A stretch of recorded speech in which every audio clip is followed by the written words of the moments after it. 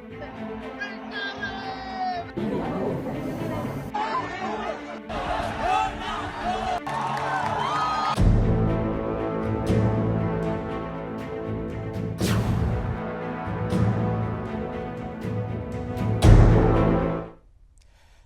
बहुत स्वागत है आप सभी का। जवाब तो चाहिए मैं हूं आपके साथ संभव गुप्ता। आर्थिक संकट से जूझ रहे पड़ोसी देश श्रीलंका में हालात अब इतने बुरे हो चुके हैं कि महंगाई से परेशान जनता अब सड़कों पर उतर आई है और साथ ही राष्ट्रपति भवन पर कब्जा कर लिया। राष्ट्रपति गोटाबाया राजपक्षे अपना आवास छोड़कर जो कि भाग गए हैं। हालांकि ये खबर सामने आ रही है, लेकिन कुछ वीडियो भी सामने आए। उन वीडियो की हालांकि हम पुष्टि नहीं करते, लेकिन कहा जा रहा है कि गोटाबाया राजपक्षे अपना आवास छोड़कर जो कि भाग गए। दरअसल श्रीलंका आर्थिक संकट से जूझ रहा है, जिसकी वजह से कई परिवारों को भोजन भी नहीं मिल पा रहा है। सामानों की कीमतें आसमान छू रही हैं। श्रीलंका में 10 में से 3 परिवारों को इस बात का भी पता नहीं है कि उन्हें अगला भोजन कब और कैसे मिलेगा। आप बता दें कि श्रीलंका में जनता के मुश्किल दिन काफी पहले ही शुरू हो गए थे, लेकिन अब उनका गुस्सा जो कि चरम पर पहुंचना भी शुरू हो गया। लोग बीते कई महीनों से ऐसे हालात देख रहे हैं जब देश में खाने पीने की जरूरी चीजों से लेकर पेट्रोल डीजल तक की किल्लत बनी हुई है और ऐसे में कई सवाल खड़े हो रहे हैं। उन्हीं सवालों पर करेंगे चर्चा, लेकिन उससे पहले आपको एक रिपोर्ट दिखाते हैं।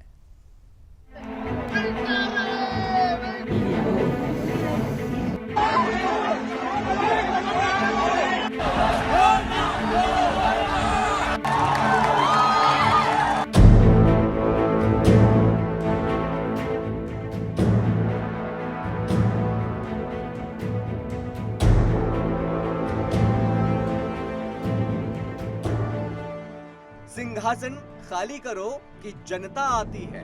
रामधारी सिंह दिनकर जी की ये कविता श्रीलंका के हालात पर सटीक बैठती है। पिछले कुछ महीनों से श्रीलंका की आर्थिक स्थिति पूरी तरह चरमरा गई। जनता इतनी बेहाल है कि अब श्रीलंका सरकार के खिलाफ पूरी ताकत से प्रदर्शन करना शुरू कर दिया। हालांकि श्रीलंका की सरकार ने आर्थिक स्थिति सुधारने के लिए कई बड़े कदम उठाए। यहाँ तक कि महिंदा राजपक्षे को इस्तीफा तक देना पड़ा था, पर शायद देश की आर्थिक स्थिति को सुधारने के लिए इतना काफी नहीं था। महंगाई जस की तस बनी रही। श्रीलंका के आम लोगों में धीरे धीरे सुलगता महंगाई का बम अब जाके फट चुका है। श्रीलंका में आर्थिक हालातों से त्रस्त प्रदर्शनकारियों ने राष्ट्रपति भवन का घेराव किया और इस दौरान राष्ट्रपति गोटाबाया राजपक्षे अपने आवास को छोड़कर भाग गए। इससे पहले 11 मई को तत्कालीन प्रधानमंत्री महिंदा राजपक्षे भी देश छोड़कर भाग गए थे। उग्र प्रदर्शनकारियों ने उनके घर पर हमला कर दिया था।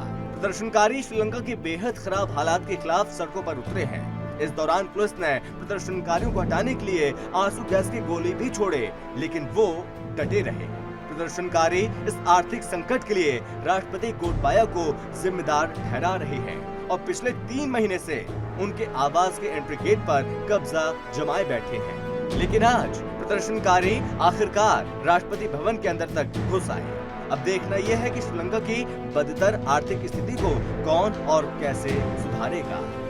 न्यूज डेस्क से दीपक मिश्रा की रिपोर्ट।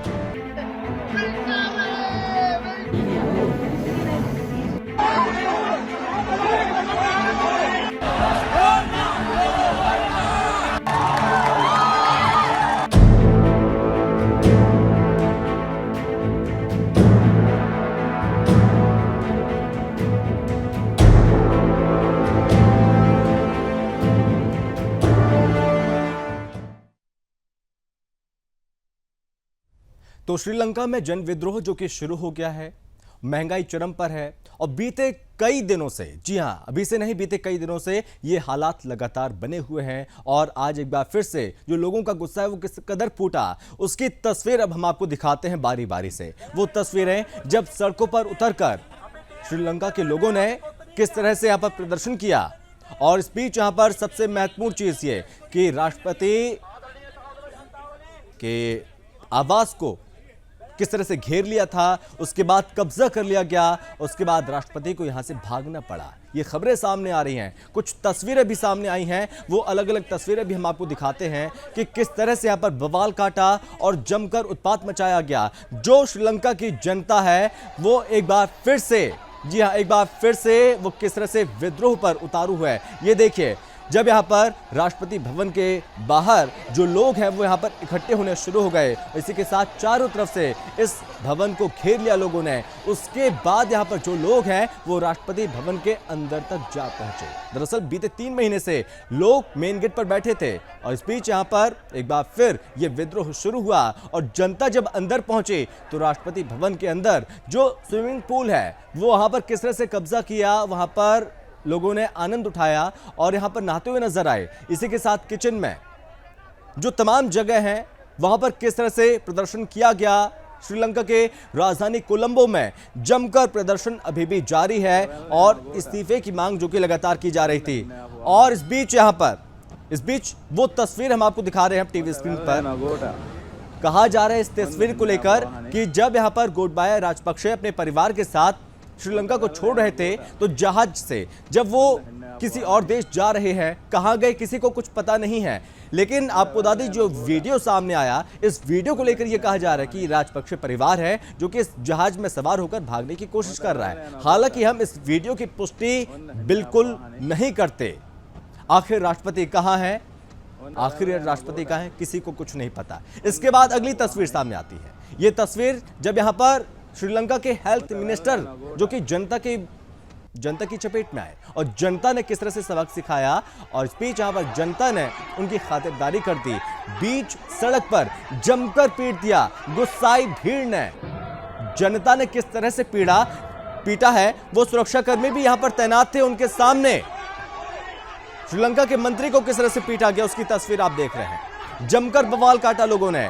एक बार फिर से लोगों का जो सब्र का बांध है वो टूटता हुआ नजर आया और श्रीलंका की जमीन पर किस तरह से एक बार फिर ये विरोध प्रदर्शन जो उग्र होता हुआ नजर आया। और इस बीच यहां पर कई सवाल खड़े हो रहे हैं क्योंकि यहां पर आर्थिक संकट है, महंगाई चरम पर है, लोगों को खाना मुहैया नहीं हो पा रहा है। ऐसे में काफी लोग जो कि भूखे ही सोते हैं, तमाम किल्लत यहां पर उठानी पड़ रही है, तमाम समस्याओं को लोगों को सामना करना पड़ रहा है। उसके बाद ये तस्वीरें जो सुबह से श्रीलंका से सामने आ रही हैं कि किस तरह से जो जनता है वो यहां पर प्रदर्शन कर रही है, जगह जगह प्रदर्शन हो रहा है। यहां पर जो जरूरी सामान है उसकी भी कीमतें बहुत ज्यादा हैं। ईंधन, पेट्रोल आसमान दाम छू रहे हैं और इस बीच यहां पर लोग अपने साइकिल में सवार होकर अन्य प्रदेशों से, अन्य शहरों से जो कि कोलंबो पहुंचे, प्रदर्शन में वो शामिल हुए। कई विख्यात लोग, श्रीलंका के प्रसिद्ध लोग जो कि इस प्रदर्शन का वो हिस्सा बने। समझा जा सकता है कि किस तरह से श्रीलंका एक बार फिर जो कि बर्बाद होता हुआ नजर आ रहा है। और ये तस्वीर अब स्टेडियम की, जब यहां पर मैच चल रहा था, मैच हो रहा था, उसी दौरान यहां पर जो प्रदर्शनकारी हैं वो स्टेडियम में घुस आए। हालांकि इस बीच यहां पर मैच में इसका कोई असर नहीं पड़ा, मैच पूरा कंप्लीट हुआ। लेकिन इस बीच यहां पर प्रदर्शनकारियों ने भी ये दिखाने की कोशिश की, ये नाराजगी है सरकार के प्रति। जो स्थिति लगातार श्रीलंका में बिगड़ती जा रही है उसका असल जिम्मेदार यहां की सरकार है। और इसके बाद जो हजारों की संख्या में प्रदर्शनकारी थे वो स्टेडियम के बाहर भी जमकर नारेबाजी करते हुए नजर आए। जगह जगह की वो तस्वीरें जब यहां पर महिलाएं, पुरुष हजारों लाखों की संख्या में इकट्ठे हुए। हाथों में आप देख सकते हैं श्रीलंका का झंडा लेकर राष्ट्रपति भवन के बाहर किस तरह से यहां पर बवाल काटा और नारेबाजी की, प्रदर्शन किया, लोग एकत्रित हुए। पहले बारी थी राष्ट्रपति भवन की, उस पर कब्जा करने के बाद ये लोग अन्य जगहों पर पहुंचे। उसके बाद प्रधानमंत्री आवास के बाहर भी लोग इकट्ठा हुए जहां पर कब्जा करने की इन प्रदर्शनकारियों ने कोशिश की। ये तस्वीरें तो लोग हैं, आप देख सकते हैं पूरे देश से जो लोग हैं वो कोलंबो पहुंचे और यहां पर अपना विरोध प्रकट किया। ये जो स्थिति है वो कब तक शांत होगी अभी कुछ कहा नहीं जा सकता। और इसी के साथ यहां पर इस पूरे मामले पर रक्षा विशेषज्ञ पीके सहगल सर का क्या कुछ कहना है हम आपको वो भी सुनाते हैं। इस समय श्रीलंका की इकोनॉमी जो है बिल्कुल डावाडोल है और वहाँ के नागरिक हैं वो साफ तौर पे कहते हैं इसके लिए केवल और केवल राजपक्षा फैमिली जिम्मेदार हैं। सारी परिवार ने तो रिजाइन कर दिया था, लेकिन गोटबाया को बार बार कहते गो गोटबाया गो गोट, लेकिन उन्होंने लोगों की नहीं सुनी, पावर को क्लिंग कर रहे थे। तमाम कोशिशों के बावजूद पुलिस की वजह से या सिक्योरिटी फोर्स के लोग, भीड़ ने उनके घर के ऊपर कब्जा कर लिया और कहा जा रहा है कि गोटबाया जो है देश को छोड़ के भाग गए हैं। उनका जो हैवी लगेज है एक नेवल शिप में शिफ्ट कर दिया गया है और कुछ लग्जरी गाड़ियां जो है एयरपोर्ट पे जा रही हैं। उनमें कौन कौन जा रहा है, कहाँ जा रहे हैं, ये तो मालूम नहीं है। लेकिन इस समय जब गोटबाया की सबसे ज़्यादा आवश्यकता थी, उस समय वो देश को छोड़ के चले गए।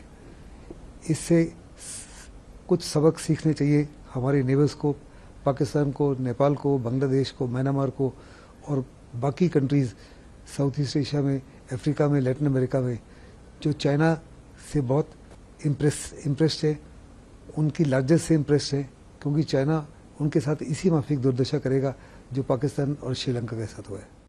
तो इस वक्त श्रीलंका दरअसल आर्थिक संकट से जूझ रहा है और इसको लेकर साफ तौर पर कहा जा रहा है कि ये सीधा, जी हाँ, इसका सीधा जो असर पड़ रहा है श्रीलंका में, इसको लेकर असल जिम्मेदार राजपक्षे परिवार है। और क्या कुछ होगा श्रीलंका में, तमाम सवाल हैं। इस बीच इसी पर करेंगे चर्चा। हमारे साथ मेहमान भी जुड़ गए हैं। सबसे पहले परिचय करवाते हैं, हमारे साथ आकाश जिंदल सर हैं, अर्थशास्त्री। आकाश जी, आपका बहुत स्वागत है। बीएस निगम सर हैं, पूर्व राजनयिक। निगम सर, आपका बहुत स्वागत है। और साथ ही साथ टीपीएस त्यागी सर हैं, रक्षा विशेषज्ञ। त्यागी सर, आपका बहुत स्वागत है। चलिए, और इस बीच हमारे साथ सबसे पहले शुरुआत करेंगे निगम सर आपसे। निगम सर, जिस तरह के अभी हालात बन रहे हैं, यहां पर कहा जा रहा है कि राष्ट्रपति जो कि देश छोड़कर भाग गए, कहां गए किसी को नहीं पता, जनता सड़कों पर उतरी है, लोगों में बहुत ज्यादा गुस्सा है। सर, इस वक्त आप क्या देख पा रहे हैं, श्रीलंका के हालात कैसे देख पा रहे हैं? श्रीलंका इस वक्त अपने सबसे बुरे दौर से गुजर रहा है, क्योंकि कोई समाधान इस वक्त उनकी समझ में नहीं आ रहा है। मान लीजिए राजपक्षे परिवार, ठीक है, वो दोषी रहा है, कोई शक इसमें नहीं है। देश को बर्बाद करने का सारा श्रेय उसी को जाता है। उन्होंने ही लगभग 41,000 करोड़ डॉलर्स का जो अपना अमाउंट भेजा है विदेशों में, वो भी किसी से छुपा नहीं है। पूरे भ्रष्टाचार उन्होंने किया है। इसके बावजूद जो अब की स्थिति है वो ये है, क्योंकि खाने के लाले पड़ गए हैं, तेल नहीं है और कई चीजें, दवा नहीं है, रोजमर्रा की चीजें नहीं है और लोगों को विश्वास नहीं है, जो आपने सही कहा अपने रिपोर्ट में, कि आगे उन्हें रोटी मिलेगी या नहीं मिलेगी। ऐसी स्थिति में सरकार अगर बदल भी जाए तो कौन संभालेगा इस चीज को? राष्ट्रपति भाग गए हैं, प्रधानमंत्री ने इस्तीफा देने की पेशकश भी कर ली है। तो ऐसा लगता है वहां तो कोई सरकार इस वक्त बची ही नहीं है। और जो आपने चित्र दिखाए थे जब मैं उस पर जुड़ा हुआ था, तो जो राष्ट्रपति भवन में वहां एक लूट सी मची है, लोग एंजॉय कर रहे हैं, किचन में माल खा रहे हैं। मुझे वो सीन याद आ गया जब फिलीपींस में, रोमानिया में, अफगानिस्तान में ऐसी ही जनता ने अंदर, जो राष्ट्रपति भवन है उनके अंदर प्रवेश किया था। ऑलमोस्ट यही हालत रही थी, है ना। तो अभी संभव जी कोई ऐसी उम्मीद तत्काल नहीं बन रही है कि अमेरिका इसमें, श्रीलंका में कोई समाधान एकदम दिखाई देता हो। हाँ, इसमें भारत की जो भूमिका है और भारत पर प्रभाव, ये दोनों ही बड़े इम्पोर्टेंट हैं। भारत पर इसका सबसे बड़ा प्रभाव पड़ने वाला है, क्योंकि सबसे नजदीक और सबसे प्रभावी देश अगर कोई है तो वो भारत ही है। श्रीलंका से अगले हफ्ते तक मुझे पूरी उम्मीद है कि वहां से लोग पलायन करना शुरू कर देंगे और हमारे सामने एक शरणार्थियों की समस्या खड़ी हो जाएगी। हम भूले नहीं है 1971 की चीजों को, जहां भारत ने लगभग 14 साल तक बांग्लादेश टैक्स भुगता था। 3.5 रुपए के टिकट पर, जो सिनेमा का टिकट था, और 14 पैसे लगते थे उसके टैक्स के ऊपर। तो भारत पर तो ये आपदा हमेशा आती रही है और अभी भी भारत के ऊपर शरणार्थियों की समस्या बहुत बड़ी होने वाली है। और उसके बाद पाकिस्तान का नंबर है, वो भी भारत से कहाँ जाएंगे, वो भी भारत में आना है। इसलिए भारत को अभी से बहुत सावधान होने की जरूरत है। अब मैं अगली बार बताऊंगा, दूसरे विशेषज्ञों को सुनेंगे कि आखिर हम लोग क्या कर सकते हैं। संभव जी, चलिए, वीर चक्र प्राप्त टीपीएस त्यागी सर भी हमारे साथ बने हुए हैं। त्यागी सर, आपका एक बार फिर से स्वागत है। त्यागी सर, इन हालातों को आप कैसे बयां करेंगे? ये विद्रोह है, ये एनार्की है, ये क्या है, और आप आगे क्या देख पा रहे हैं सर? इससे बड़ी एनार्की और क्या होगी कि प्रेसिडेंट अपना सूटकेस लेके भागता हुआ दिखाई दे, घर को तो छोड़ ही दे, देश को भी छोड़ दे, जो जनता है वो उसके महल में घुस जाए। इससे बड़ी और त्रासदी क्या होगी। लेकिन जो उनकी इमरजेंसी मीटिंग हुई, उस मीटिंग में प्रेसिडेंट ने कहा कि जो इसका फैसला होगा वो मुझे मंजूर है। फैसला हुआ कि उसे पद से हटाया जाता है, यानी कि वो हट गए। उसके बाद में जो वहाँ के स्पीकर हैं, उन स्पीकर को प्रेसिडेंट बना दिया गया। यहाँ उस स्पीकर को प्रेसिडेंट बना दिया गया। लेकिन अब उस प्रेसिडेंट को जो अब बना है, उसके सामने भी तो वही स्थिति है जो आज है, यानी कि आज की वो स्थिति जहाँ खाना नहीं है, जहाँ तेल नहीं है, जहाँ दवाइयाँ नहीं है, और उसके ऊपर अगर ये नहीं होती तो कुछ अगर इनके होने की उम्मीद भी नहीं है, उम्मीद है क्योंकि फॉरेन रिजर्व पूरी तरह से खत्म हो चुके हैं। कोई देश, कोई संस्था उन्हें पैसा देने के लिए तैयार नहीं है। और अगर IMF जैसे इंस्टीट्यूशन कुछ पैसा देते भी हैं, उसके साथ इतनी शर्तें लगी हुई होंगी जिसमें टैक्स को हटाना, सब्सिडीज को खत्म करना आदि शामिल होगा, यानी कि वो भी इस स्थिति को एकदम ठीक नहीं कर पाएंगे। लेकिन सवाल उठता है कि क्या कोई समस्या आदमी से बड़ी होती है? क्या कोई ऐसी समस्या है जिसका समाधान ना हो? सर, समाधान है। अब कम से कम एक अच्छा स्टेप, एक नहीं बल्कि 2 अच्छी बातें हुई हैं। जैसे हमारे नरेंद्र मोदी जी कहते हैं कि विपत्ति को भी एक अवसर में बदल देना चाहिए। अवसर क्या है? अवसर ये है कि एक नया प्रेसिडेंट बन गया, यानी कि वो पुराना प्रेसिडेंट, उसका प्राइम मिनिस्टर तो पहले ही हटा दिया गया था, जिसके ऊपर नॉन ट्रांसपेरेंसी और भ्रष्टाचार के प्रतिदिन बढ़ते हुए मामले थे।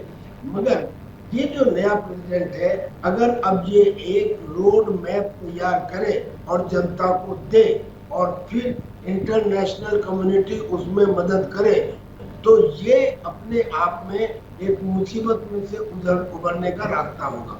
लेकिन एक बात और भी है, असल में इनके साधन क्या थे? इनके साधन थे या तो टूरिज्म था, या चाय का एक्सपोर्ट था, या एग्रीकल्चरल प्रोडक्ट्स का एक्सपोर्ट था।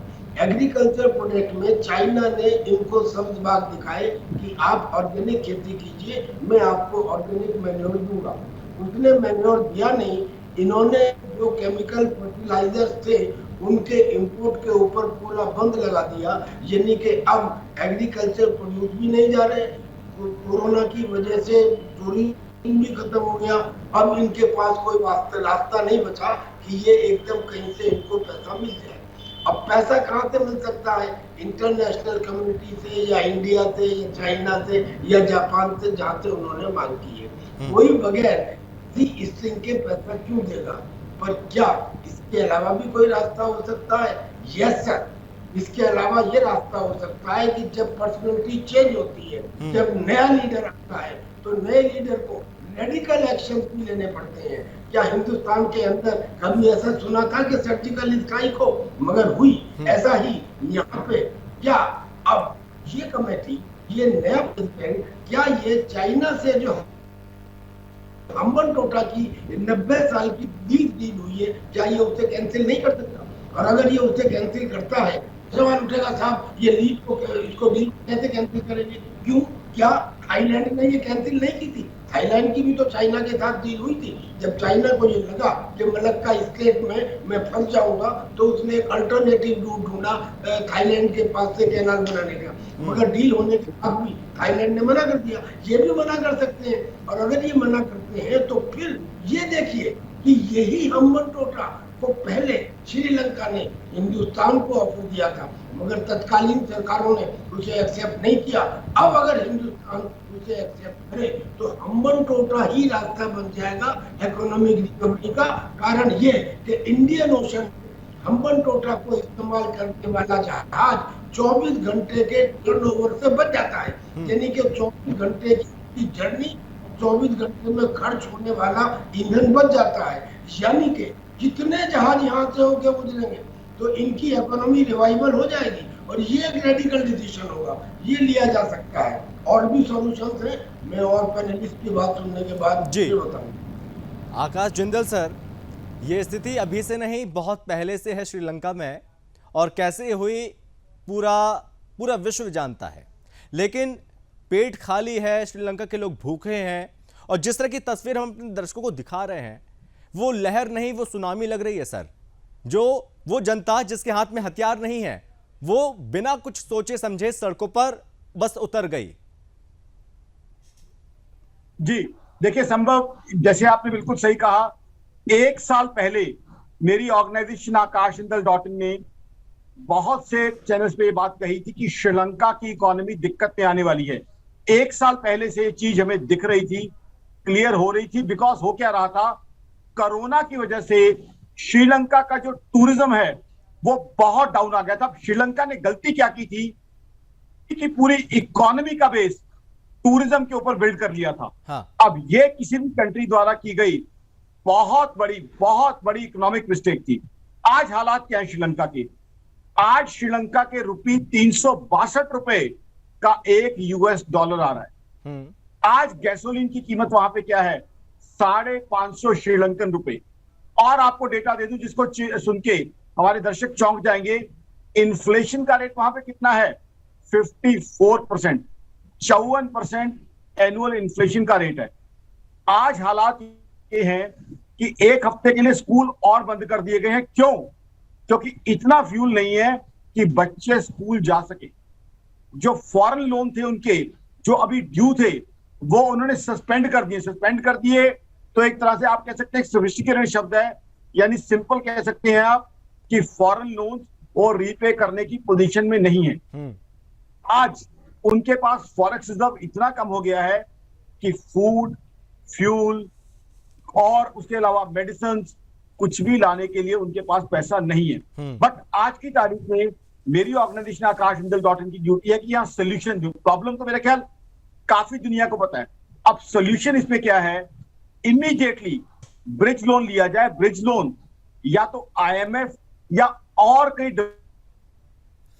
लेकिन IMF ने तो लगभग मना कर दिया ना। 2 महीने या 3 महीने के लिए वो ब्रिज लोन लिया जाए। उसके बाद श्रीलंका में स्ट्रक्चर चेंज किए जाए। हाँ। सबसे बड़ी गलती मेरी ऑर्गेनाइजेशन आकाशजिंदल.in का मानना है जो श्रीलंका की इकोनॉमी में आज तक की गई है कि ये आइलैंड नेशन अगर इंडस्ट्री के ऊपर फोकस करता तो लॉजिस्टिक्स के हिसाब से बहुत सूट करता है सारी दुनिया को। आप देखिए, एक तरफ सार्क नेशंस के साथ इसकी कनेक्टिविटी बहुत अच्छी है, दूसरी ASEAN Nations, association of south east Asian nation, उसके साथ कनेक्टिविटी बहुत अच्छी है, गल्फ कंट्रीज के साथ कनेक्टिविटी बहुत अच्छी है। तो ऐसे में रॉ मटेरियल आना, फिनिश प्रोडक्ट जाना यहां से बहुत इजी हो सकता था। बट यहाँ की सरकार ने मैन्युफैक्चरिंग पे जो थ्रस्ट होना चाहिए था वो नहीं दिया। उसके अलावा ग्लोबल ट्रेड हब ये बन सकता था। तो कहीं ना कहीं सरकार को इनकी शॉर्ट टर्म ब्रिज लोन लेना चाहिए। उसके बाद करना क्या चाहिए? रीस्ट्रक्चर करनी चाहिए इकोनॉमी, ओवरऑल करनी चाहिए इकोनॉमी।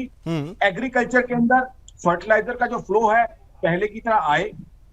उसके अलावा इंडस्ट्री लगे। और पैसा कहां से आएगा? जो अभी तक सवाल पूछा जा रहा है उसका जवाब मैं देना चाहूंगा। आज की तारीख में मेरी ऑर्गेनाइजेशन आकाशजिंदल.in का मानना है फॉरेन डायरेक्ट इन्वेस्टमेंट। कई लोगों को हैरानी होगी कि जिंदल साहब आप क्या बातें कर रहे हो शाम को बहकी, वहां तो लोग छोड़ के भाग रहे हैं, खाने का खाना नहीं है, फॉरेन डायरेक्ट इन्वेस्टमेंट वहां कौन करेगा? उसी का मैं जवाब देना चाहता हूं। फॉरेन डायरेक्ट इन्वेस्टमेंट इसलिए आएगी क्योंकि इस समय में बहुत सस्ते वैल्यूएशन पे फॉरेन डायरेक्ट इन्वेस्टर्स को वहां पे एंट्री मिल जाएगी। वहां लैंड प्राइसेस बहुत जो है चीप चल रही हैं, वहां पे जो उनके स्टेक्स हैं बहुत सस्ते मिल जाएंगे। ऐसे में फॉरेन डायरेक्ट इन्वेस्टर्स चाहे यूरोप के हो चाहे US के हो, जिनके पास सरप्लस पैसा है वो वहां आ सकते हैं क्योंकि उनको वैल्यूएशन चीप मिल जाएंगी। होता क्या है कि आपदा में भी अवसर होता है, आपदा के अंदर भी अपॉर्चुनिटी होती है अगर कोई प्रॉपर प्लानिंग से चले। बड़ी से बड़ी समस्या का भी सोल्यूशन होता है। तो मेरे हिसाब से ब्रिज लोन लिया जाए, ब्रिज लोन लेने के बाद स्ट्रक्चरल चेंजेस किए जाए, इंडस्ट्री फॉरेन डायरेक्ट इन्वेस्टमेंट को इनवाइट किया जाए। हाँ। जो वो आइलैंड नेशन है, आइलैंड होने का फायदा उठाया जाए। जो सार्क के साथ कनेक्टिविटी है, आसियान के साथ कनेक्टिविटी है, गल्फ के साथ कनेक्टिविटी। और दूसरा मेरा ये मानना है कि अब चाइना से श्रीलंका को काफी कुछ मिल चुका है। अब श्रीलंका को थोड़ा समझदार भी हो जाना चाहिए। चाइना ने उन्हें क्या कुछ दे दिया है। हम्बन टोटा तो हर कोई जानता है, हम्बन टोटा के क्या साथ क्या हुआ। तो अब श्रीलंका को यह जान लेना चाहिए कि उसका साथी, उसका दोस्त, उसका हमदर्द कौन सा मुल्क हो सकता है। मेरे हिसाब से आकाश सर, जैसे कि ये बात सामने आ रही थी कि श्रीलंका का सेंट्रल बैंक जो कि ब्याज दरों में बढ़ोतरी करने वाला है, क्या उससे लगता है कि महंगाई पर कुछ काबू पाया जा सकता है, कुछ कामयाबी इससे मिल पाएगी? I think a brilliant question, बहुत ही अच्छा क्वेश्चन आपने पूछा संभव। इससे कई चीजें मुझे क्लैरिफाई करने में जो है आसानी हो जाएगी। हाँ। देखिए, ब्याज दर बढ़ाने से क्या होता है, डिमांड लेड कंप्रेशन होती है। ब्याज दर बढ़ाने से डिमांड कम हो जाती है, और डिमांड कम हो जाती है तो उससे इन्फ्लेशन कम हो जाता है। ये तब होता है जब डिमांड बढ़ी हुई होती है। आज क्या है, वहां डिमांड तो बढ़ी हुई नहीं है। कोई लोग लग्जरी की चीजें लेना नहीं चाहते, नई गाड़ी कोई परचेज नहीं करना चाहता, नए कपड़े कोई लेना नहीं चाहता।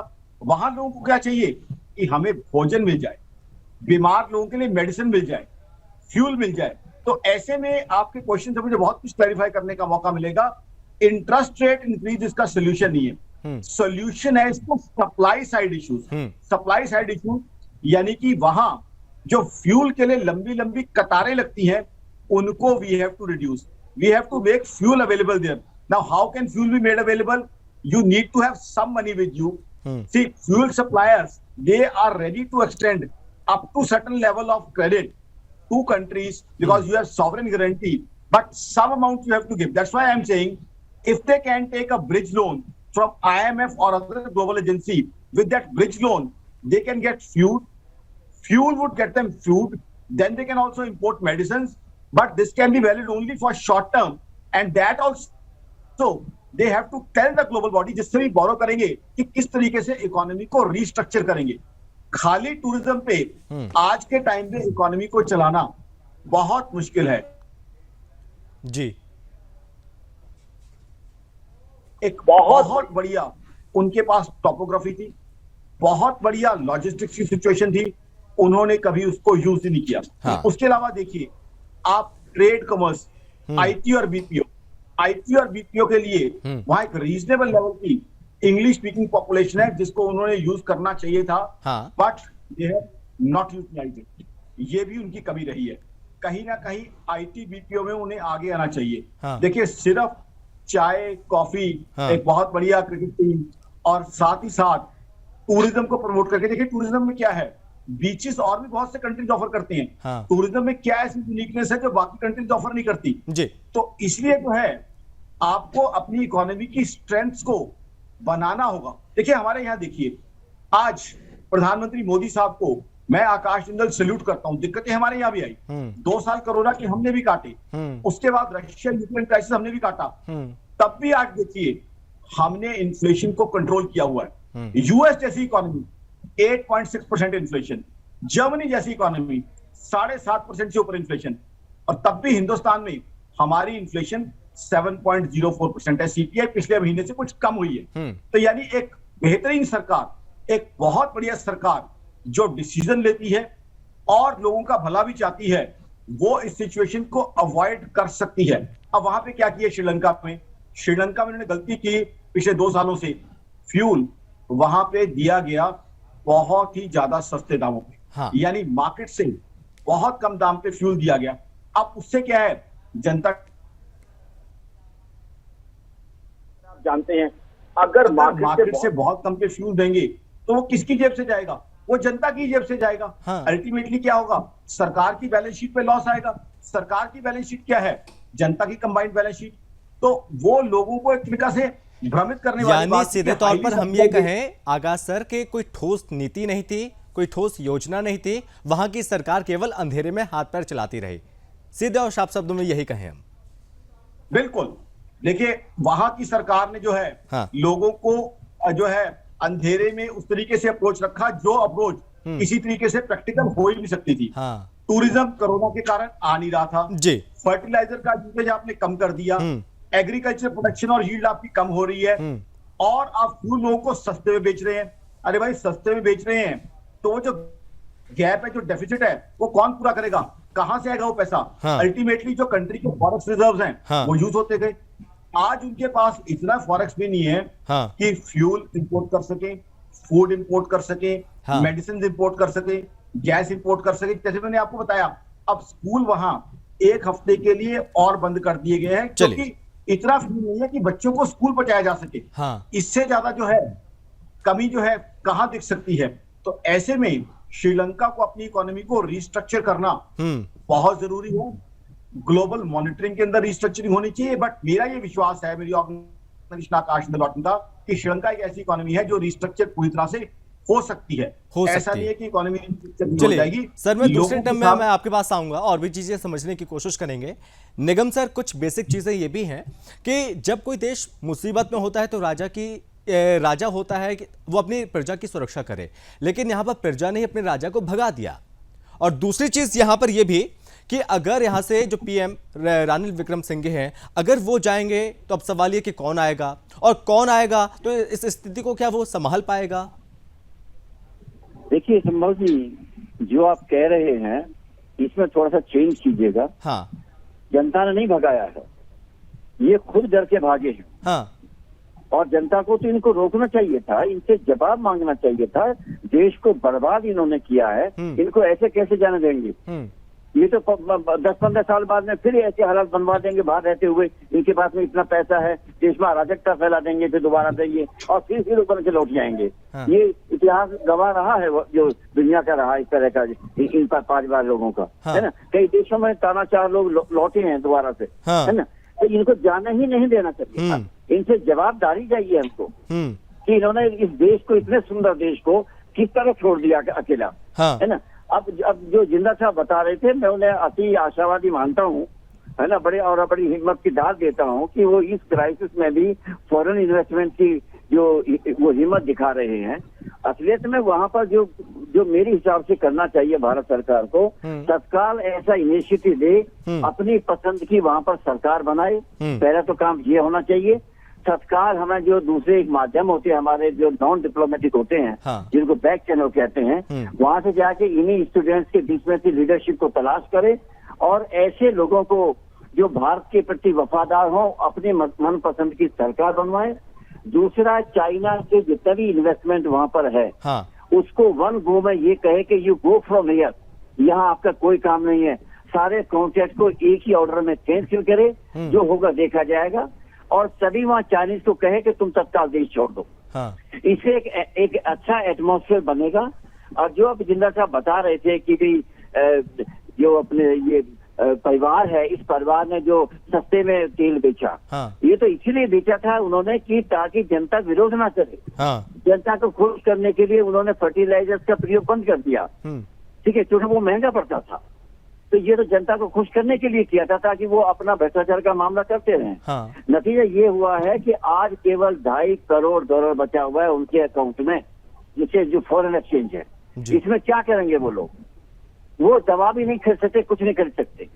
और जो बात कर रहे थे विदेशी उनके सारे देश मिलकर करें, वो बात सही है। सारे देश मिलकर कोई समाधान निकाले जी। और लेकिन निगम सर, कुछ चीजें इसमें ये भी हैं, जब शुरुआत में एक परिवार हावी हो रहा था लोकतंत्र पर, ये हावी हो रहा था राज परिवार, क्या जनता को तब शुरुआत समय में ये चीज समझ नहीं आई कि ये चीज आगे समय में दिक्कत हो सकती है?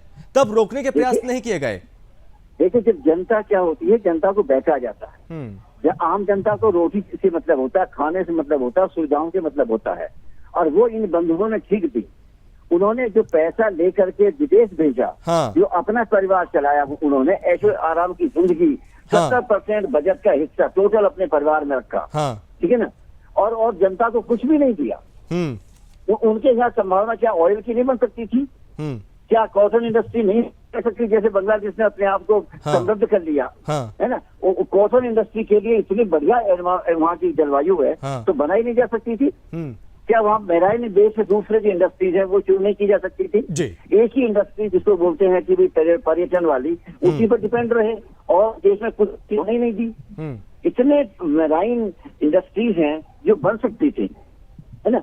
और अब तो क्या, अब तो वहाँ सब कुछ रुक चुका है, केवल भारत, हाँ अभी उसकी एसेट बची हुई है। भारत भी चाहे तो वो अपनी उसकी जो श्रीलंका की कोस्टल लाइन्स हैं उनको अपने पास रख सकता है और एक क्रेडिट लाइन दे सकता है। लेकिन जैसे चाइना ने अपने पैसे को इन्वेस्टमेंट के हिसाब से 2 बंदरगाहों पर कब्जा किया हुआ है, उनकी बंदरगाह वो बना रहे हैं 99 ईयर्स के लिए लिया है। अब भारत को कोई चीज फ्री में नहीं देना चाहिए, बहुत हो गया मानवतावादी दृष्टिकोण, है ना। हमें भी अपने राष्ट्रीय हितों को देखना चाहिए। बिल्कुल सर, ठीक है, सांस्कृतिक दृष्टि से ठीक है, हम कुछ उनको हेल्प कर सकते हैं, 5 लाख 6 लाख इस तरह का हम चावल और गेहूं भेज सकते हैं, ये मानवीय वो है, लेकिन बहुत लंबे समय के लिए हम उनकी मदद नहीं कर सकते जी। इसके लिए हमें गारंटी चाहिए। और जो लंका इंडो ऑयल कंपनी है, उसने क्रेडिट लाइन देने से बंद कर दिया।